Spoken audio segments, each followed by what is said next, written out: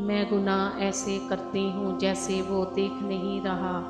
वो माफ़ ऐसे करता है जैसे उसने देखा ही नहीं। क्यों भूल जाते हो उसके घर में देर है अंधेर नहीं। जब इंसान टूटकर चकनाचूर हो जाता है तो खाली हाथों में अपनी किरचियाँ समेट कर रब की बारगाह में हाजिर होता है। और वो पाक परवरदिगार ऐसे समेटता है जैसे इंसान टूटा ही नहीं था। बेशक अल्लाह अजीम मुसव्विर है। यकीन ऐसा हो कि सामने समंदर हो और तुम कहो कि नहीं, मेरा रब रास्ते बनाएगा। अल्लाह पाक का बनाया हुआ हर शख्स मुकम्मिल और खूबसूरत है। बस खामी और कमी हमारे इखलाक और रवैयों में है। मेरे नसीब मेरे रब ने लिखा है, गलत हो ही नहीं सकता। कभी कभी ज़िंदगी उस जगह आ पहुंचती है कि आगे कोई रास्ता नहीं और वापसी का तसव्वुर कोई नहीं।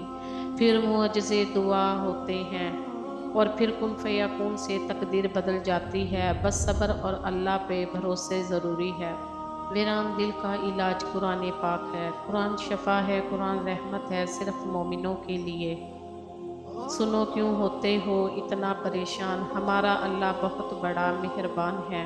इंशाअल्लाह वो दिन जल्दी आएगा जब हम भी मक्का में बैठकर कुरान पाक की तिलावत करेंगे। अल्लाह से दुआ करो और अल्लाह के हजूर ही रिया करो, क्योंकि तुम्हारे आंसुओं को, तुम्हारे दिल की तड़प को अल्लाह के सिवा कोई नहीं समझ सकता।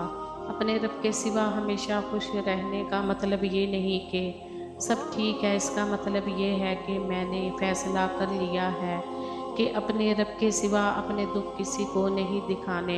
एक दिन वो भी ज़रूर आएगा जब वो रब सब ठीक कर देगा इंशाअल्लाह। जब अल्लाह किसी को पसंद करता है तो उसकी परेशानियां बढ़ा देता है ताकि उसे अपने करीब कर सके। अगर दिल नहीं बदल रहा तो मुकम्मिल है वो अल्लाह तुम्हारे नसीब बदलने को मान गया हो। या रब मुझे किसी के दिल पर बोझ मत बनाना। जो मुझसे दूर होना चाहता है मुझे उससे पहले दूर कर देना। तुम किसी का कुछ मत बिगाड़ो, अल्लाह तुम्हारा कुछ बिगड़ने नहीं देगा। ये दुनिया है जनाब, यहाँ पर मिट्टी में मिलाने के लिए लोग कांधे पर उठा लेते हैं। कुछ लोगों के नसीब में अल्लाह ने सिर्फ मोहब्बतें बांटना लिखा हुआ है, हासिल करना नहीं। ये लोग हमेशा सिर्फ मोहब्बतें तो बांटते हैं लेकिन उनकी अपनी झोली हमेशा खाली रहती है। अल्लाह की पकड़ इंसान की अकड़ एक झटके में निकाल देती है।